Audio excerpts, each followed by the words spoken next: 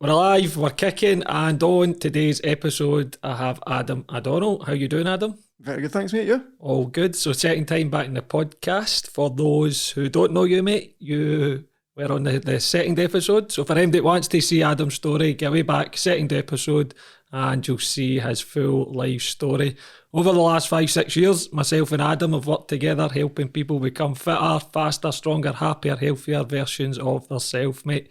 So on today's podcast, we're going to chat all things confidence. And I want to kick it off with a quote I heard many, many years ago, is exercise is a gateway drug to confidence. What's your opinion on that, Adam?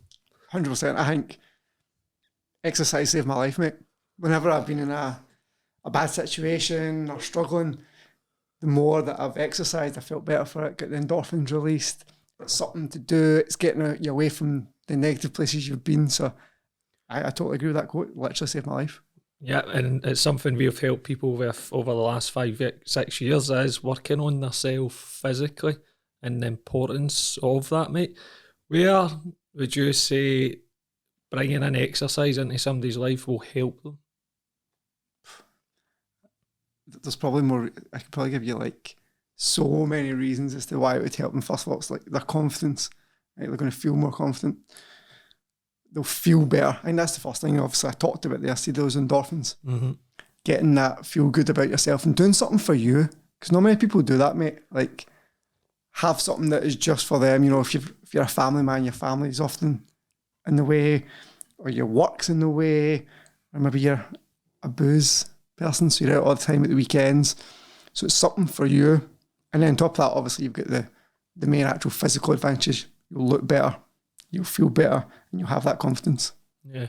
I think one of the biggest things I say to people is don't just go to the gym if you don't like going to the gym. Don't just do exercise because someone else is doing it. Find a form of exercise you enjoy, and that's probably the best starting point for someone. So if it is just getting out a walk, getting the steps in, if it's doing a form of sport that you enjoy, football, whatever it may be, it's something that you're going to stick to, mate. I think exercise has still got quite a negative connotation for people from being at school. People relate PE and exercise together and they think of doing things that they hated when they were at school. And as you say, it's about finding something you actually enjoy doing. And nobody can say what that is, mate. Mm-hmm. If you enjoy Zumba and it gets you sweating and gets you at the house, then let that be your thing. Mm-hmm. Nobody says it has to be X, Y, or Z. Do you think, like going back to what you mentioned there at school, do you think this is where everything stems from regards exercise? So how people maybe are brought up and what their relationship to exercise is, maybe regards like how their mum and dad were, or does that make sense? Very much so. And I actually think it's worse for girls, mate. I think when they're at school and they're at that age, you know, they're say like that 13 to 16 mark, mate, they don't want to be getting all hot and sweaty in front of folk. They've obviously got lots of hormonal changes starting in that, so the amount of times when I was at school, mate, that girls didn't take part in PE. Mm. I think as well, I can't remember if you were the same, but it was mixed classes. Yeah, it was mixed, yeah. So again, you're in with the boys, you're trying to look kind of cool and suave. It just doesn't work, and I think what happens is they don't do it, or they avoid it when they're at school, and it gets even worse when they stop school and there's nobody actually letting them do it at all. Yeah. And that's when it gets worse for people. Yeah, 100% agree. Well, PE was my favourite subject in Nice school. as well. it was the only actually thing I actually did well in, that and English, believe it or not. Oh, really? Everything else was a total disaster. So why PE was PE. So physics, I think it's obviously in the school curriculum for a reason, because of obviously the importance of it, which is what we're going to speak about in this little subject here. And I think when somebody is at a point and they are obviously trying to get confidence and they do want to start getting moving again, where would they go for there, mate? So if they've never exercised before and they're like, right, what's my starting point? I think you touched on it earlier. The starting point has to be, like, get your steps in. Do something as simple as, can you hit 10,000 steps a day? And do you know what? Somebody listening to this right now will be like, for 10,000, I'm only hitting 2. Meet yourself halfway in the middle, you know, do 5, do 6, and slowly increase it that way until you feel like you have some sort of base level of fitness. Because let's be honest, how many folk work from home now? So don't do any walking and sit in an office job. Yeah. So I think that's like the start point. And then from there, as you say, it's probably about finding something that you actually enjoy. And it might be like trying different things until you find the thing you like. Like, don't feel disheartened if you go to something and you're like, that is not for me, that was hell. That's all right. Just try something else.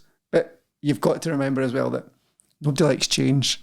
So when you try something, at least give it a wee bit of a chance. Don't just go one time and say, nah, not for me, never going back.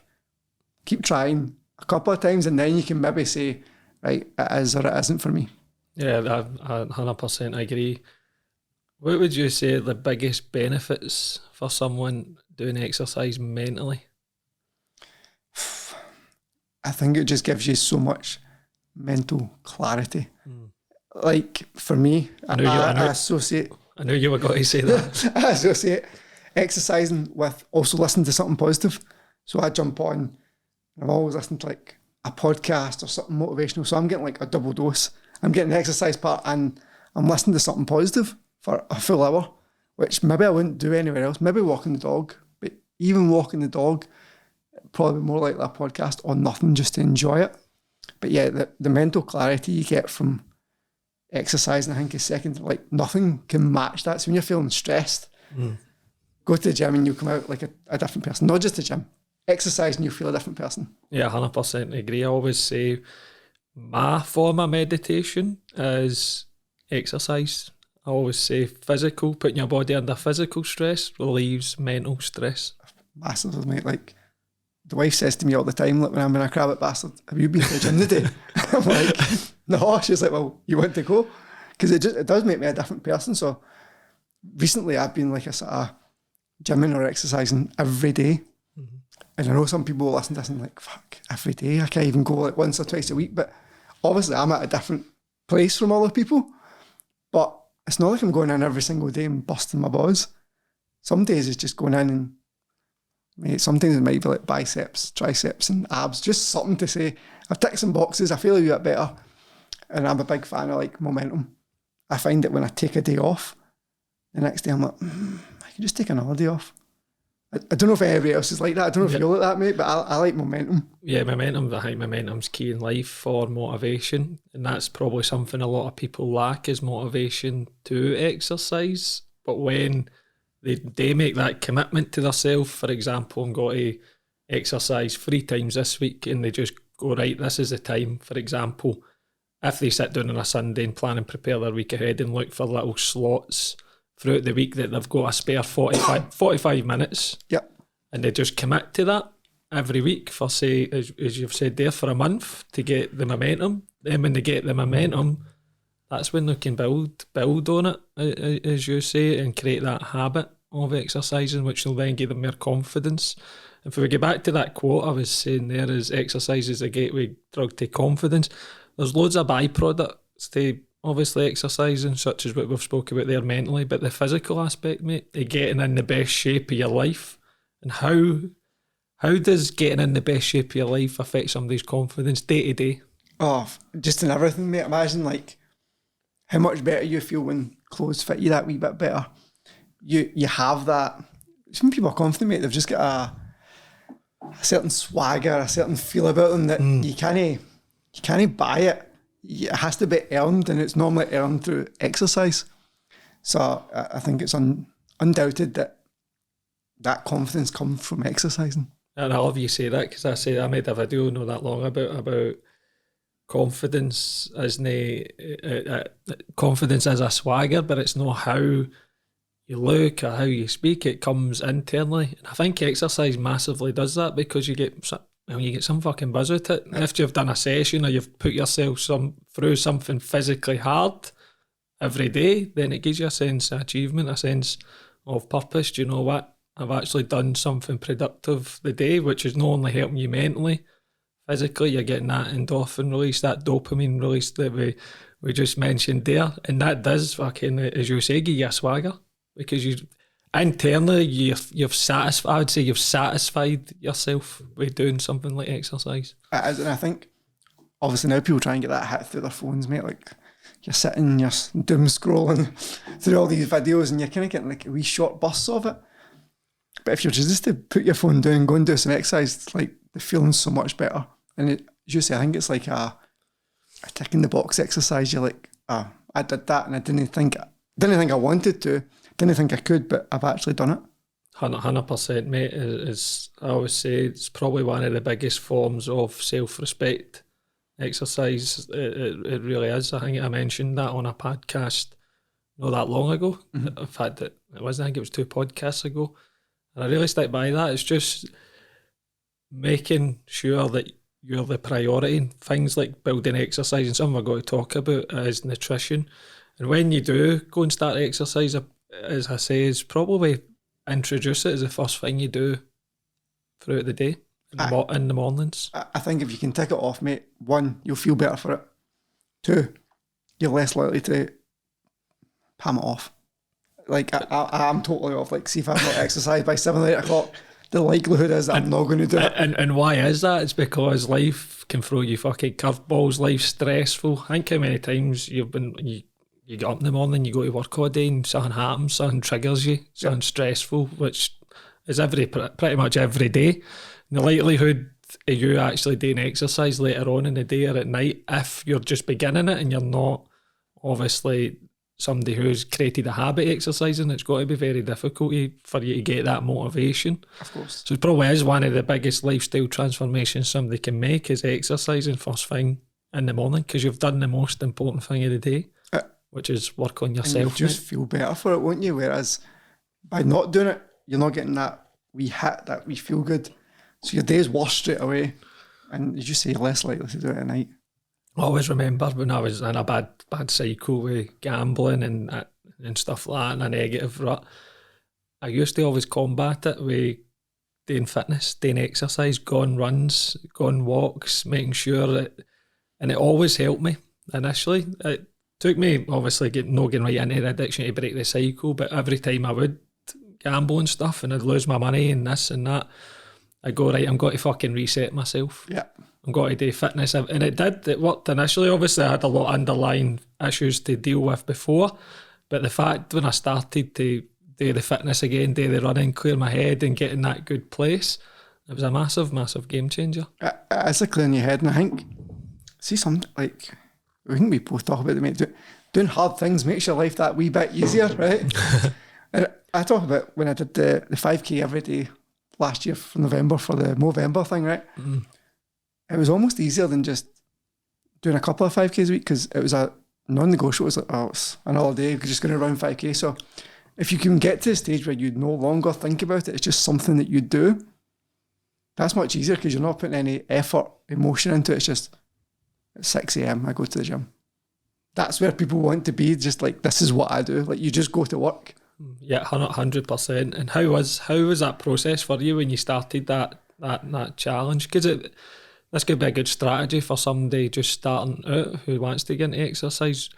You could relate it to that experience where you started that. What was the steps you done? How did it feel mentally? What was your obstacles? Well, obviously the hardest bit was I hadn't ran in probably like 6 months, mate.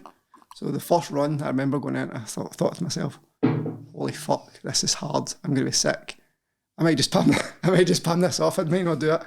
I think I'd initially only said I would run 55k for the month, so it wasn't even a 5k every day. I was like, that might be all right. And then the next day, my legs were obviously gowping, which is probably, when people think about exercise, that's probably one of the barriers, mate, is they get really sore. Mm. So it's probably trying to, one, tell people that, by the way, if you do exercise the next day, if you go and exercise again, it feels better. I know that sounds daft because people are agony and people don't like hearing that. But go and exercise again, because it'll loosen them off, get the blood flowing, you'll be able to go again. So I think for me, that was one of the ones that was like, right, just go and do it again. And it was that internal battle of, oh, fuck, I said I was going to do this, I better do it. I think that's a really good point to highlight, is when somebody does start exercise, they are got to be shit at it. No matter what you're doing, you have to accept that and not compare yourself to other people who maybe, if you are going to the gym or you join, like say a boot camp or whatever, and you start comparing yourself to other people's fitness, like that's obviously got to have a dent in your confidence, but you have to come to the realisation that you're doing that. It's your own journey and you're doing it for yourself, and the fact that you've started, you've got to start this journey is only got to enhance your confidence, and then understanding that it's a process and a journey. It's a completely new chapter for you. I think you're talking about comparing yourself to others there. I think comparing yourself to where you were 10 years ago is a big one for people. Like, even that run, mate, the first 5K I did was like 33 minutes, which for me was a pretty shit time. So I was like, I've got so bad, but I'm like, well, do you know what? If I don't do something about it, it's not going to get any better. And I kind of put the time bit to the side and was like, look, just run every day. Just do what you said you would. And then I think the best part of the journey, mate, was I started getting other people on board with it. So I was messaging people saying, you fancy going a 5K run? And then it's like a double commitment. And I think it got people that didn't do 5Ks coming out with me because, like, oh, this is a good cause. This guy's run 14 days in a row. I'm sure I can do one 5K with him. You came along as well, actually. I did, actually. It was a good wee bimble, so it was a good wee route. And what was it was for me, it was November, wasn't it? November, aye. That's obviously coming up again very, very, very soon. Aye. And so exercise obviously interlinks with nutrition as well. Where does all this fit in with somebody obviously ready to start that journey, exercising, building their confidence? Where does nutrition come in here? Probably just as key, mate, isn't it? 'Cause I think nutrition has that ability to affect so badly how we feel. I don't think people get that part of it, is that what you eat and what you drink affects how you actually feel and your mental mood, etc. So trying to get people around that can be difficult, but because we talked about just before this started, mate, nutrition still got this negative connotation of, oh, I need to diet. It's going to be bland food. Oh, it's going to be a struggle. And that's all people think of when they hear the word nutrition now, I think. Yeah, it's probably because there's that much information, that many diets, that many fad diets. We've worked in it for the last 5-6 years. You can see why people are confused. I think the best starting point for people is just simply making better choices. Yeah. And it comes down to, we all know what better choices, because when you look at food, you know that's not good for me. It's in a wrapper, it's chocolate, whereas you can make a better alternative with a piece of fruit or whatever, which has got a better nutritional value. Definitely. I think that's what we need to look at, is more nutritional and less nutritional. There's not a good or a bad, but we know that one's going to make us feel a lot better by eating more of it than the other one will. And it's making the simple steps to start with. I mean, the most common one from a calorie and change point of view is swapping your real fat Coke. Say real fat, it's not even get fat in it. No, sugar. That's I would say, like, you get the sugar here. It's how we talk about addictions. The biggest addiction is sugar. Yeah. Even I've got a sweet tooth, and I'm like, I need to curb that sweet tooth. It's just, sugar is so addictive, and it's in absolutely everything, and it's something to be self-aware of. Check your, like, see, full fat products, what we're talking about, and fat-free products. This is something I say to everybody who works with us, is check them and see the sugar content in both. You'll see the full fat stuff. It's just been swapped around. Yep, with sugar content. And one of the quotes, as you mentioned, about how obviously nutrition, it affects how you feel and how you perform on a daily basis. Yeah. That's it. So food is your fuel source, and remember that. So there's an analogy I use all the time, mate, is when you go to the garage and you fill your car up with diesel, but you've got a petrol car. What's got to happen to that car over there? It's got to be fucked, and it's got to break down, eventually no start. That's the exact same with nutrition, what you're eating on a daily basis. If you're continually putting in poison, as I call it, the wrong food choices, then eventually you've got to break down through things like diabetes, heart disease, cancers. Not only that, you mentioned the most important one there, is how you're feeling mentally and emotionally. And that's what affects our confidence every day and our decision making. I think people fall into this trap as well, mate, where they've ate so badly, made the worst choices for so long that sometimes they don't even realise it. They feel that bad through their nutritional choices, and they need their fix. Like, they wake up every day, they have their can of Monster, and then they have their donuts for lunch, and if they don't get these things, they're like, oh, I really need it, but I really need it. And obviously it's hard for anyone. Like, nobody likes change. So when you first start making those changes, I think it's a good idea not to probably go cold turkey and stuff. Still have stuff that make like small nutritional adaptations as opposed to like a full swing. Because I've got to eat chicken and broccoli and rice. And I think this is the problem that people do, mate. It's like you're setting yourself up for an unsustainable life. We talked about it before we come on here, mate, that you'd given up coffee a couple of months ago. And it's like, why are you giving up coffee? Because you don't do lots of other things. So if you enjoy a cup of coffee, have it in your life. Just know the balance of... Well, everything in moderation. Aye. And it is, you know, choose your devil. If you're going to drink, probably don't do drugs at the weekend. Do you know what I mean? Like, don't mix them all together. And I think booze is a terrible one when it comes to nutrition, mate. Folk don't realise what's in it in terms of calories for a start. And obviously the feel bad effect of alcohol after the initial confidence boost. And that's exactly what I was going to say, is that everybody thinks alcohol gives us confidence, the liquid courage, when it's the absolute opposite. The complete opposite, mate. Like, that's me, what, about 9 months now, mate, I've not had a touch of alcohol, which I've done longer before, but this is me. I've pretty much said this time I'm teetotal now. I just don't drink. And I just feel so much better for it. Like, the mind fogs away. I don't have that anxiety that you get when you booze. And it's not even like, what did I do? You just don't feel yourself after you booze, do you? No, well, for me, I was a big boozer for years. But the reason I was doing it was just to escape the reality that I was experiencing. I wasn't enjoying my life. I actually spoke to somebody not that long ago, and it was, what you're doing for a living, what you're doing on a day-to-day basis has got to have a massive impact on your confidence, how you feel about yourself, what direction you're going in life. And the big thing for me was I wasn't enjoying my life. I wasn't enjoying what I was doing day to day, and especially the last 5 years in the Marines, mate. Yeah. I absolutely hated it. Every weekend I used to go home, drive home for Arbroath, and I would just go on it, drinking, drugs as well, no shame. Then driving back up to Arbroath on a Monday. You must have felt like shit. You felt absolutely terrible. But you would get into the boys, and everybody would be the same. So it was like there was an environment where it was a negative environment, and everybody was basically an energy vampire. So I think when we're talking about alcohol and boozing at the weekend, it's usually an escapism if you're doing it every weekend for the life that you've got. Aye. Does that make sense? I think that's really true, mate. I think people do. Like, they can't wait for the weekend because they want to escape this Monday to Friday they've just done. And I think as well, people don't give themselves something more exciting to look forward to the weekend. Like, if you don't book, like, for example, mate, say like a Monroe, right? If you booked a Monroe for a Sunday, right? I'm going to go, me and 5 of my pals, Monroe on a Sunday. Are you going to go out boozing this Saturday?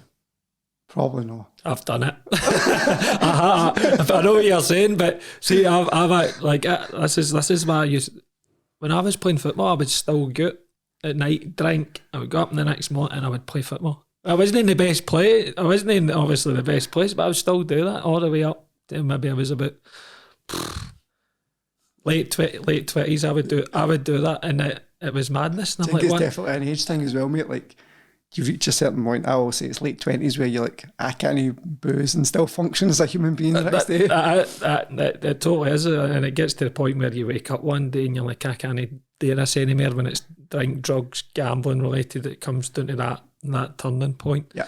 And you are right, as if you are in that cycle, it is hard to break, because usually your circle of people, your pals are obviously drinking and boozing, so it's a habit that is being ingrained in us through probably society, because you think about it, when you're growing up, you're at school, blah, blah, blah. The next steps is you go to college, you get a job, and you go to the weekend with your pals. And that's a continuous cycle until you eventually maybe learn that this isn't doing me any good, so I need to get away from it. Does that make sense? Do you think people... I think the problem is, but a lot of people don't ever get to that stage where they learn that it's not good for them. And I just think, like, if you're a family man and you're going out every weekend and you're ruining it for your kids, kind of, because you can't have the same energy if you're going out boozing for your kids on a Sundays if you just decide I'm going to do something absolutely fantastic with them. So I just think a lot of people never realise. Yeah, as it's flipping the switch where alcohol's it's not giving you confidence, not giving you that Dutch courage. It's the absolute opposite. I know it's the opposite because for years I used to do it for the because I thought it was getting me confidence, but I was just making an arse of myself. I had a hangover. I was fucking skint every Sunday, looking at the bank account, and you're like, fuck me, man, what have I done? Yeah. And that's then leads to obviously feeling depressed, feeling anxious. Then you start, well, this was the cycle for me. So I would booze Friday, Saturday, hangover Sunday, feel like shite, go to work on the Monday, full of energy vampires, back on the fitness train to feel better, talking about exercise, clearing the system, drinking the water. Time Wednesday came, I felt like a normal human being again. Thursday, I was brand new. Friday came, I'd forgot about the previous weekend, and then I was fucking straight back on it. And that was a vicious cycle for years. It's habit, mate, as you say, like the circle of people you surround yourself with. If your 5 best mates are all like, you coming out this weekend, it takes a lot of courage to say, nah, I'm not doing that this weekend. There's a boredom factor with that, because if you're not going out with them and they're your 5 best mates, well, what are you doing? 100%, and that's when I got on this journey. Obviously, we'll say self-healing, self-discovery, your circle gets smaller and smaller. Yeah. And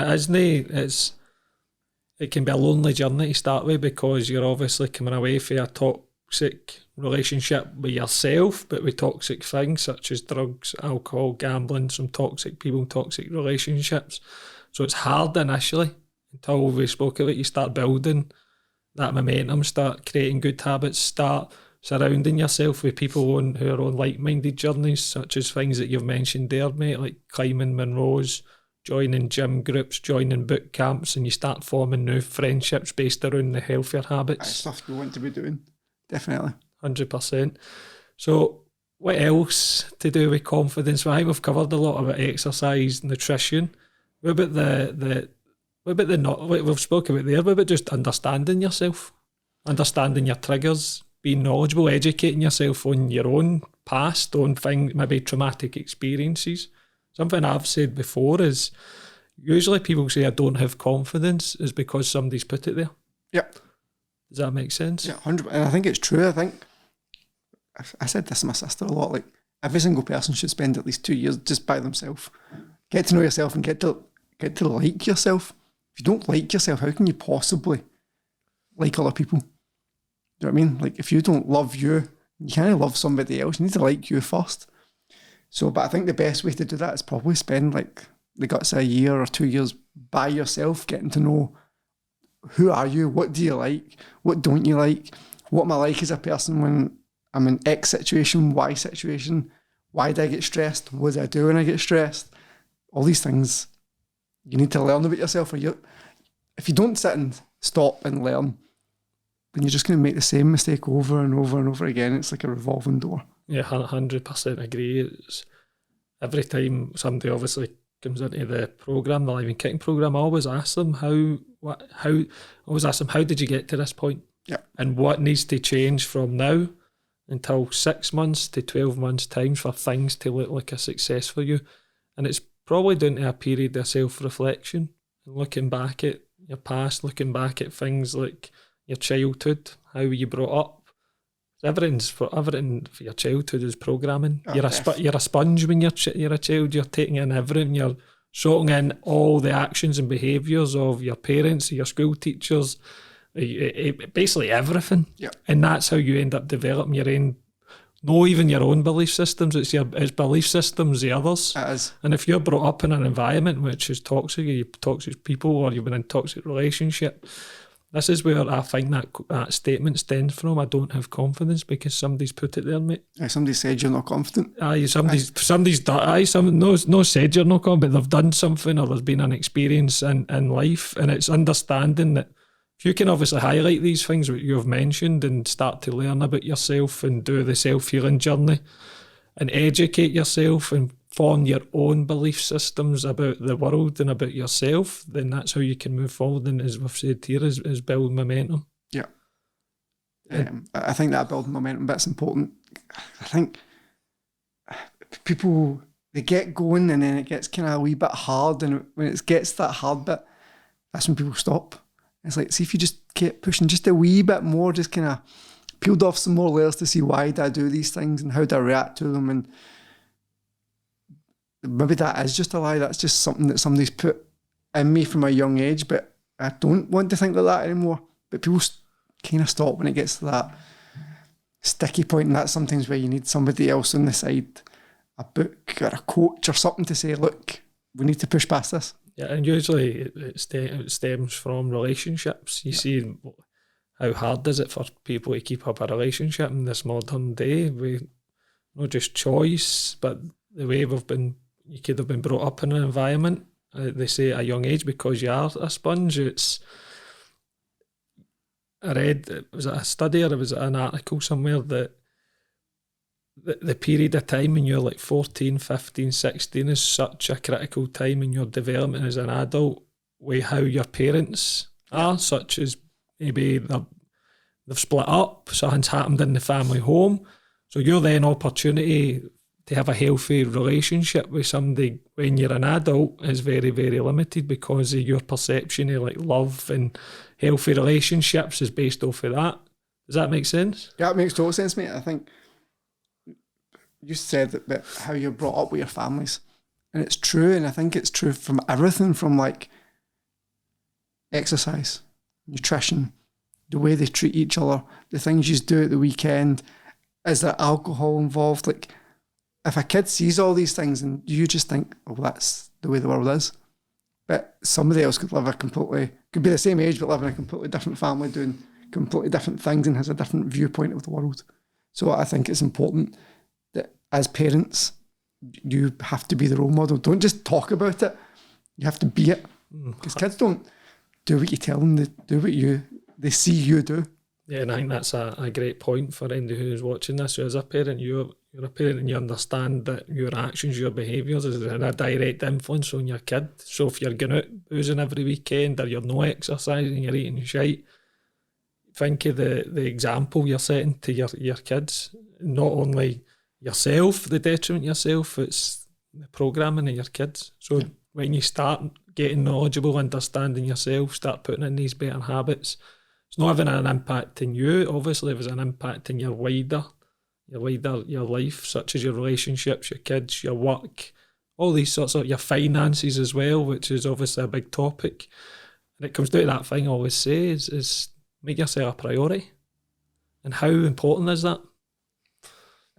Mate, it said there, if you can't love yourself, you can't love anybody else. So you're useless if you can't help yourself first. You can't possibly help somebody else if you've not managed to help yourself when you feel in a good place. You're just giving half-assed advice and half-assed effort, because you're still trying to fix you in the background when you're not really doing a good job of it. So just take the time to focus on you. It's something we've worked with obviously building the boot camps, is working with women who have got kids, who have got families, who did just forget to make themselves the number one priority. Instead of feeling guilty about that, it should be the complete opposite, because as I mentioned there, the impact it does have in your wider life is you will be turning up and being a better version of yourself. You will have more. So if you could imagine you putting yourself first, exercising, eating healthy foods, making sure your mental, emotional needs are all taken care of, your cup is full, you can then distribute your energy. So think of that person turning up to like their kids, their life in general. They've got to be a whole lot different person. They've got to have a bigger impact, as opposed to putting everybody else's needs and wants first, which is then just got to leave you burnt out, stressed and fucking resentful. I think that's the big thing, mate. I think there's a resentfulness sometimes when people have children and your relationship changes and you've got kids, and before you know it, you're kind of, maybe a rut's the wrong word, but you're kind of doing all these things for other people and you just forget about you. And I think mums are the biggest people that probably take the hit in that. Obviously dads now do a wee bit more, but I think mums sacrifice almost everything a lot of the time and forget about themselves completely. Yeah, and it's obviously understandable, because you want to put your child first, you want to give them the best, you want to make sure that, but it should never be, obviously I'm not a mum, so it's hard it's probably hard for me to be in that position and Yep. experience it, but I know I've worked with loads of women. I know how essential it is to put yourself first. Aye. I Massively. think at the time you think you're being selfish by putting yourself first, but you're actually being advantageous towards your child by putting yourself first and having more energy to help them. And when we say putting yourself first, we're not meaning like going out and buying yourself hundreds of fucking fancy clothes and going on holidays and going out of the week. We're talking about putting your needs and your wants and your emotions first, such as doing the things that we've spoke about, like making sure you're taking 3 hours a week out to exercise for yourself to get that mental clarity, build that momentum, build good habits, be the role model. Make sure you're taking time out to build a healthy, nutritious plan. Or if it's just taking time out just for yourself, half an hour each day, just to work on yourself in whatever area you want. That's what we're talking about. And that's not selfish. That's being a priority.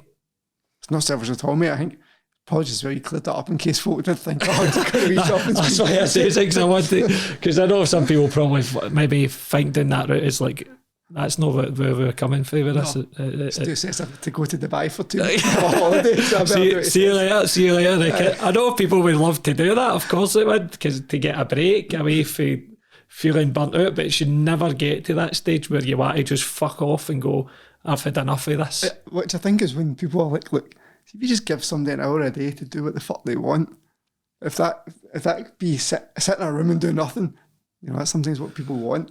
You could probably explain this because you're a dad, you've got a kid, you've got a wife. How does that work for you? It kind of goes back to the gym, mate. Like, Callum knows that I need the gym every single day pretty much. I need that hour and a half where I can just go and do the things that I want to do. And I'm happy with that, mate. That's all the time I need to just go. I feel better. I've got a wee bit of time to myself. I can come back and I'm a better person. So I think for other people, they need to find out what that is. It could be walking the dog, mate. That's it. Something simple. Walking the dog. That's probably one of the best parts of my day is for myself, walking Rambo, getting a coffee, just a simple thing. Aye. And it's a highlight in my day. And that just gives me time for myself, away from the business, away from the phone, away from clients, away from any stresses of life. And it's just an hour, 5k walk around the park, just to de-stress. It's amazing, but what just having some time out for yourself can do. And I think parents do fall into that trap of never having any, because the kids do everything, mate. Like, as soon as your eyes wake up, if you're getting up at the same time as the kids, well, that's you, right? You're now on, get the kids ready for school. Then you're doing the school run, then you drop them off, and then you probably go to your work, then you pick them up, then they've got their after school activities. And before you know it, you're like, come on, you better get to your bed so I can go to my bed. And you made a good point there is, well, obviously we're talking about confidence and probably improving control within your life. And you mentioned there the morning routine. How important is a morning routine? I think it's essential. However, I don't think it needs to be what all the gurus make out, that you need to get up and journal and meditate. You know, really, like, I don't have to listen to that. Like I say, like, who are they talking? Like, who are they talking to when they say this? Like, get up at fucking 5, have a cold shower, write down your foot. No one's doing this, and that's not how you're successful. I'm putting that. No, it's not. It's not how you're successful. I think a morning routine is literally just having a set of like structures and routine that you do that make you feel better. So for me, it's like, get up, have a water. So normally down one of them straight away, take the dog out for a piss, come back in, and then either get dressed and go to the gym or go to work. Yeah, you've pretty much nailed my morning routine. Is that I get up, I get straight in the shower because that wakes me up. I put the kettle on, I get a drink, coffee usually, relax 10 minutes myself on the couch, just let my thoughts go wherever they want, just some downtime. As I say, take pride in the appearance, get ready, chill, and then you're ready to leave the door pretty much full of energy and ready to take on life's pressures. And that's just, instead of, you could take it back to no snoozing your alarm though, and making sure, just making sure you're getting up my time period that's got to give you enough time to basically get up, get showered, have some time to yourself to clarify your thoughts and what's happening that day. Whether you've got a to-do list, which I'm quite massive on, run my business, is writing down 3 things that you need done that day, so you're taking the mental clarity out your head and putting it in paper. Definitely. And then you're like, right, I'm sorted. You don't need to journal and fucking this, that, and the next thing. It's very simply getting up an hour before you leave the house and making sure you're just doing the essential things, looking after yourself. I think the snooze thing's a big one. I think if you're a parent, the last thing you want is your kid waking you up. You do not want to be snoozing away and then you wake up and their wee eyes are in your face. That is not how you want to wake up in the morning. So I definitely go out your way to make sure you get up 20, 30 minutes earlier before anybody else, just so you're mentally ready. Yeah, that's probably a good point. Any parents are watching this, I would suggest, and I do suggest, is getting up half an hour before, so you've got that period of time for yourself to get yourself your shit sorted before they wake up. Yeah, and avoid your phone. And that's a big one. Like, that's probably a full topic in itself. Mate, I've no qualms in saying my phone is an addiction, a massive addiction. It's hard to put my phone down. For the line of work, obviously I'm online coaching, the same. I'm on my phone 24/7 doing content in my DMs, replying to people, talking to people on the coaching platform with clients, on my phone every single day, 12 hours a day. So one of the things that I've tried to create with my phone is boundaries. I think that's it. And I think that's one of the main things. If you can create a boundary with your phone in the evening and when you get up, your life will be so much better. I think that's all you need, mate. It's just the morning and night time. Like, don't wake up and then first thing you do is look at your phone, because that's just a recipe for disaster. Because you know somebody's always messaged you or replied or commented something, and straight away you're in a pissed off mood because you're like, oh, fuck's sake. It's true, mate. It's not got to be easy to do, because there's my phone on the table here. You used to just fucking like that, boom, pick it up, right, who's messaged me, let's see what's happening on Instagram, TikTok, blah, blah, blah. Same when you go to night, same at night when you're lying in your bed, watching YouTube, scrolling, and you're like, it's fucking 11 at night. And I know this is all about confidence, sleep. Sleep is massive, mate. And I think it's so different for every person, because you meet some folk and they're like, I need 8-9 hours, whereas I'm probably in the lower end of the scale, where I'm more like a 5-6 person that can function perfectly fine. I'm cool. If anything, when I get more hours sleep, I feel a wee bit sluggish. But nailing your sleep is fucking massive, especially if you never went through this, maybe saying you've got a newborn and you don't sleep. Fucking hell, man. That's when you realise, like, when you thought you were hardcore when you were going out and not sleeping and just getting up and doing it again, that's different from when you went 3 days with no sleep and you're trying to deal with a child.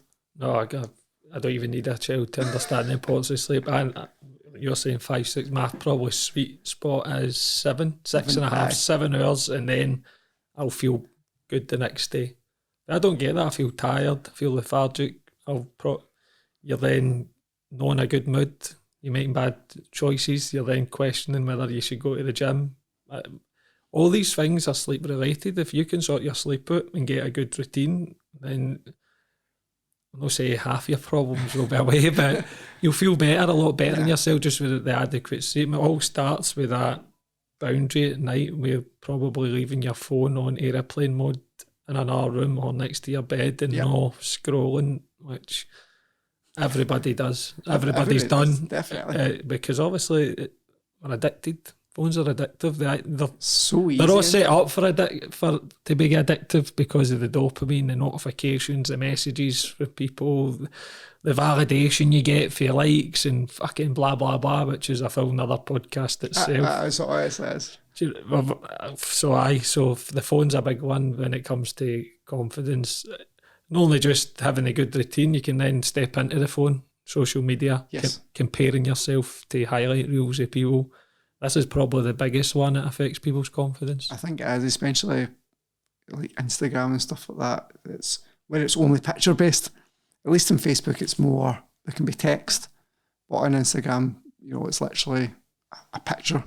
It's often people's highlight reels into the best part of somebody's day at that exact moment with a filter on it, made to look even better than it actually is. 100%, and it comes down to, for myself, in my journey with my phone and social media, is I'm using it productively to post content to help people instead of absorbing it and absorbing other people's lives and what's happening in other people's lives, other people's drama, and comparing myself, where I've been down that path before.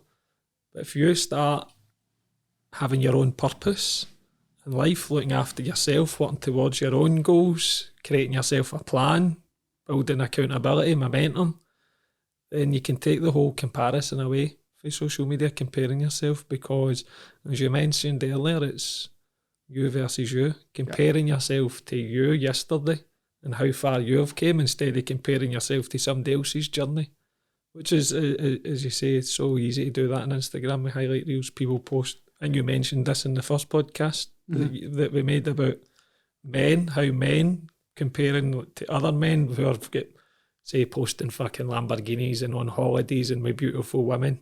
Then you get, that's like the 1% of men, 1% of men, and then you've got 99% of men going, how can I know of that life? How come I can't even get a fucking relationship or a woman on Tinder or whatever? And that's, I think that's that guy's got a Lamborghini and a hot rod, like, and I think that goes back to where the algorithm's probably wrong. It's wrong and it's right, but obviously you've seen that picture of the guy, the bird and the Lamborghini, so you've liked it. And Instagram says, this guy likes seeing stuff like this, so I'm going to show him some more that are only that 1%. And you're like, Jesus Christ, there's loads of people that like that, but it's not. It just thinks that you want to see that, so it's showing you the small percentage. Yeah, so I've gone back to the point with confidence and comparing yourself. It's taking the time just to work on yourself and understand that it's your own journey, not anyone else's, because ultimately you don't know what's happening behind that photo or that video that somebody's making. Everybody's got their own issues, their own problems, just like yourself. It's just because they're not fucking coming out and telling you that. You need to understand that. So where would accountability come in here, mate? It's probably the biggest one that people don't look for, mate. But it's actually the one that people need the most. 100%. Like, people swap and change all the time because they don't have somebody just there to say, look, by the way, just go that wee bit more. Well done. Like, you've had one bad day, but you've just had 50 good days, and you're going to write it all off because you've had one bad day. But that's people's mentality, isn't it? That's like all or nothing. Yeah, and all or nothing, and letting our feelings dictate what we do. Whereas if, again, we go back to like the discipline and stuff like that, once you're disciplined, you're like, right, it's just another day. I'll do it again tomorrow. But when you start basing things on feelings and you've had a bad day, maybe for you, mate, you've maybe had a call and somebody's not signed up, you're like, oh, fucking useless. What's the point? What's the point in doing this anymore? And you're like, but like the 40 people that you're helping to know, you're going to ignore them because you've had one rejection. Yeah. And I think that's why people need accountability. People, somebody just to say, look, it's going to be all right, and this is how we can course correct right now. Yeah, it's accountability can come in if it's just a friend who you start the gym with, for say, and it's somebody that can just phone you, message you, we go to the gym today, as opposed to you thinking I need to do this alone, this journey alone. Somebody to answer to when you are having a bad day, as a bad day at work, and you feel tired, but you know, I don't want to let this person down, or I've got someone there to check in with me. But also you need to take personal accountability. You do. You need to take some sort of responsibility for yourself, mate, don't you? You can't just let somebody else do it all for you. Yeah, it's something. I know that obviously we've worked together, so we've been able to hold each other accountable. We've also had coaches who have hired to hold us accountable, but fundamentally I understand that I need to hold myself accountable every day, look at myself in the mirror and go, you're doing the right things to keep you straight and narrow. You're physically, mentally, emotionally. And I think that's where accountability comes in with confidence, is what you've highlighted there, is when the tough times do get tough and when the triggers do happen, that you've got somebody there. You've got a support network of people or a support system in place, which is probably a big one when it comes to community. Yeah, I think, we kind of touched on it earlier, if you can surround yourself with people that are on the same sort of journey as yourself, how much better is your life going to be? Because people are going to be like, oh, by the way, I'm in chapter 10 right now. I know you're only in chapter 2, but I've already went through that, and here's what I did to kind of combat that. It might not happen to you right now, but it might be coming soon. So I think it's, just about people that are on the same journey as you and that can support you along the way, and you can enjoy the company of others. 100%. Well, how big is community been in building the boot camps? Also now you can see in the Life and Kicking programme, the online programme, a lot's online. It's the community aspect and the support system, not just for us two as coaches in the programme, but the community of people who are for all different backgrounds, all different career paths, all different experiences, all different countries, but having a support network there behind you to bounce ideas off and know that, you know what, the way I feel or what I've been through in the past, there's someone else been there as well, and being able to lean in to that kind of community and support is fundamentally, it's a game changer. I think that alone, see somebody just coming out and saying, I'm feeling X, Y, or Z way, and then all of a sudden people are like, oh my God, I feel like that as well. I'm so glad this person spoke, because you don't see that on Instagram or anything like that. People don't talk about the shit days. But obviously in this community group we've built and everything we've ever had, people have been pretty open about, I'm struggling or I'm having a good day. And it's nice when people have similar things and can relate to them. 100%. And with community, it's where we've formed from, innit? We've evolved, feel like tribes, as they say. Aye. Whatever, running about with spears and being hunter-gatherers into being tribes, which is countries. So you've got your tribe of people, your country of people. So for you to then maybe isolate yourself and think, oh, I'm doing all this alone, I only feel alone, the power of being in your own tribe or finding a tribe is massive. And it's something, for me, if I take you way back to my past, mate, when I was joining the Marines and I was going through my addiction, they took me in and they opened their arms to me and welcomed me into the Marines and gave me a platform to rebuild my self-esteem, my confidence, gave me all the tools that I needed to do that. And I came to the realisation later on in life that while I was trying to find myself, that was a tribe I latched onto who already had values, who already had focus, who already had a purpose. Whilst I never had any of them, I then became part of a community who did, until I was able to, right, what's my purpose in life? What direction do I want to go in life? What is my focus? And that's what I say to anybody, is if you don't have any of these things in your life at the moment, latch onto a community, a tribe of people who do. Yeah. I mean, I think what you touched on there with the Marines is that it doesn't have to be a forever that you're in a certain tribe. Like, you can change what your values are or what you want to do, and you can move into another one. But I think it is important to be part of something, so that, because people think they want to be a lone wolf, but nobody really does, mate.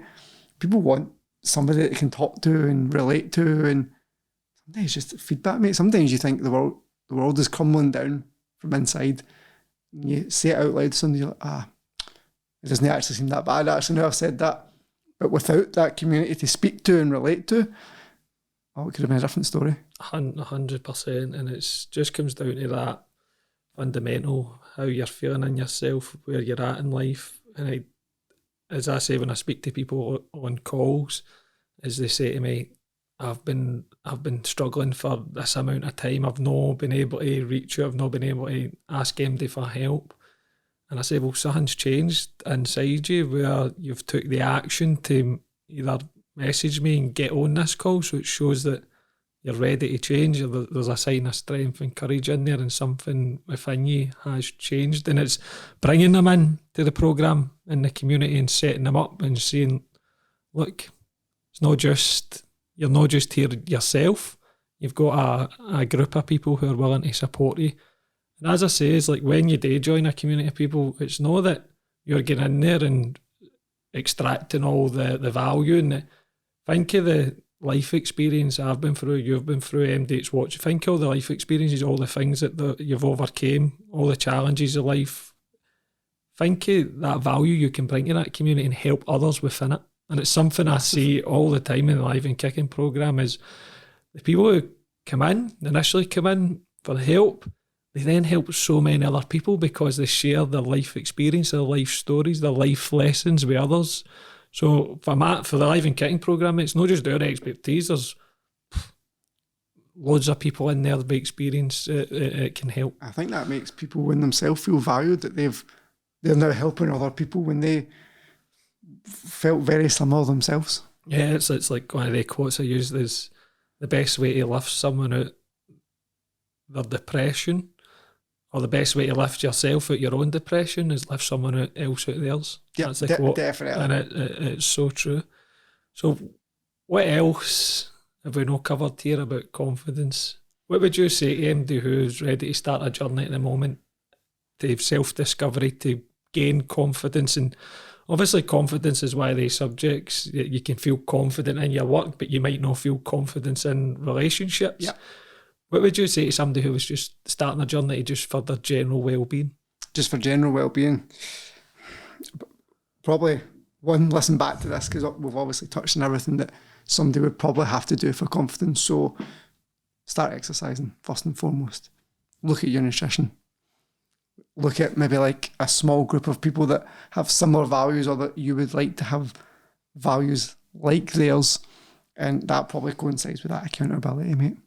100%, mate. So good wee recap of everything we've spoken about. And that's fundamentally where you would start. There's loads, we've covered loads of probably strategies in here for someone who is ready for change in their life, does want to build that confidence and understand about themselves, mate. We've been on the journey, obviously our own personal journeys, but we've been on a journey together, helping people, as I said at the start, become healthier, fitter, happier, confident versions of themselves. And it is, just get started. Don't look back. Face your fears. Walk into what you're scared of, not walk away from it, and then that's probably a good starting point. So happy days, mate. Thanks very much again. Thanks for having me. Coming on the podcast. We'll be doing this a lot more anyway. If anybody does need any help with confidence, all these things that we've spoke about, then simply send me a little message, guys, and I'll get you set up on the Live and Kicking programme, a little chat, etc. Cheers.